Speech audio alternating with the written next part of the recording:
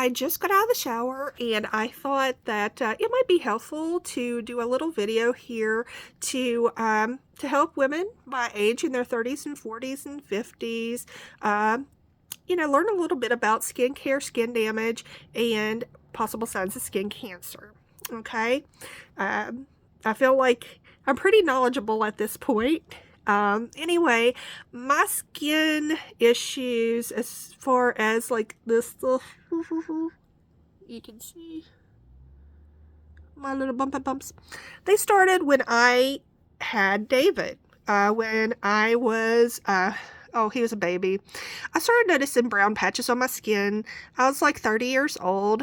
You can probably see like right here, you know. I diagnosed myself with melasma, which is called pregnancy mask. That's when, you have a baby, you're right around 30, you get sun damage as well. 15, 16 years ago, I was a tanner. I was back at, in my 20s and stuff.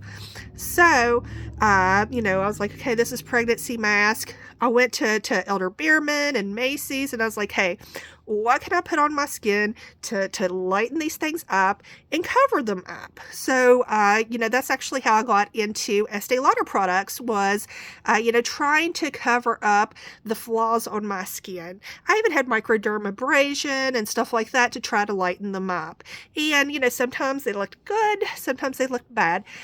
It didn't bother me a whole bunch because I'm just going to go barefaced to like Walmart or Kroger's or something like that. If I'm going to work or some kind of professional setting, I was going to be wearing makeup anyway.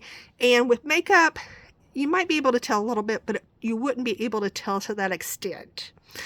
Okay, so, whenever I would get, like, you see this, sometimes these would be like real patchy and scaly.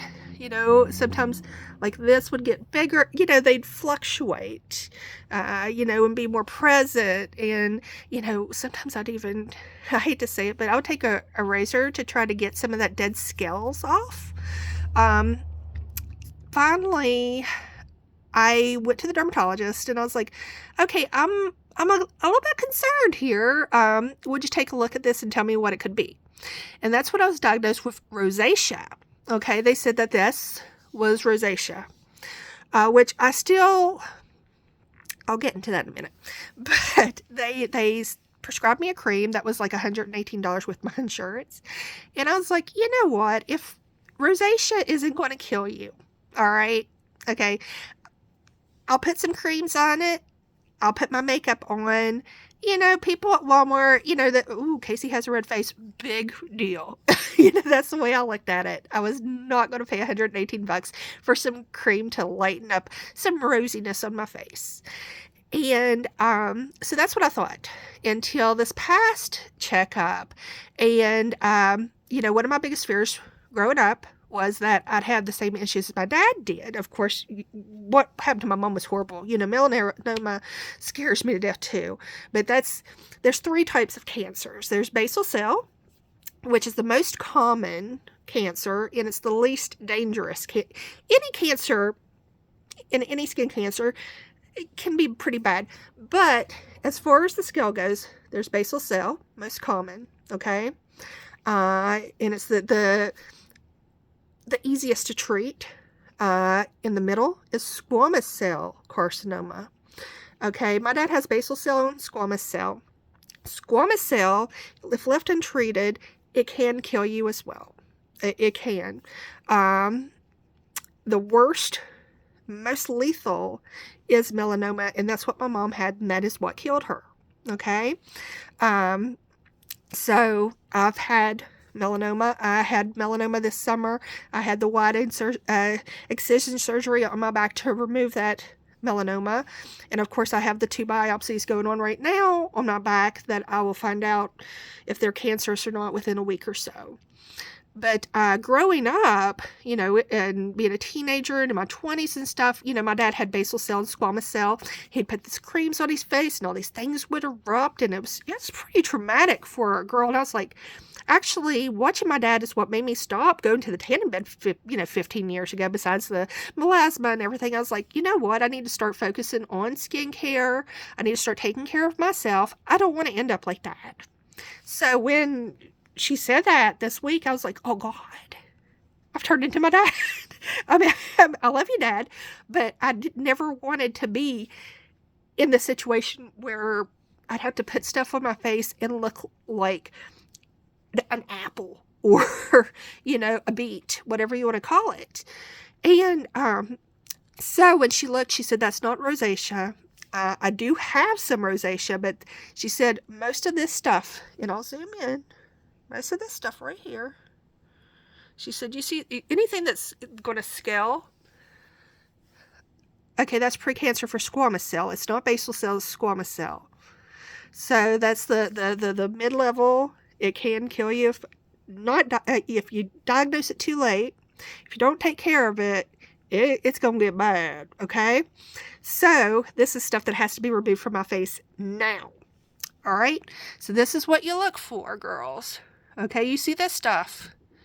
Now, she did say that for my age, I have a lot, but, I am genetically inclined to get cancers, the skin cancers. I will request some genetic testing because there's a mutation in a gene that can be passed down there's no melanoma gene. It's a mutation that is passed down, and that makes you more susceptible. So if you have that mutation in your gene and it makes you more susceptible to melanoma, if you go into the factors that can cause that, you're going to get it, okay?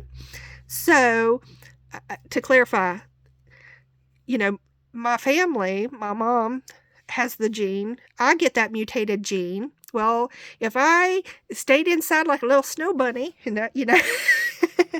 I'm not going to get melanoma. However, and unfortunately, guess what I did? I was out there, as a kid, as a teenager in my 20s. I was sunbathing. I was going to the tanning bed stuff. I don't now, but it's too late. I've already gotten it. So that's the more you know. The only thing you can do is take care of yourself. Get diagnosed early. You see the signs. You get yourself checked. Okay? I'm not looking forward. Sorry.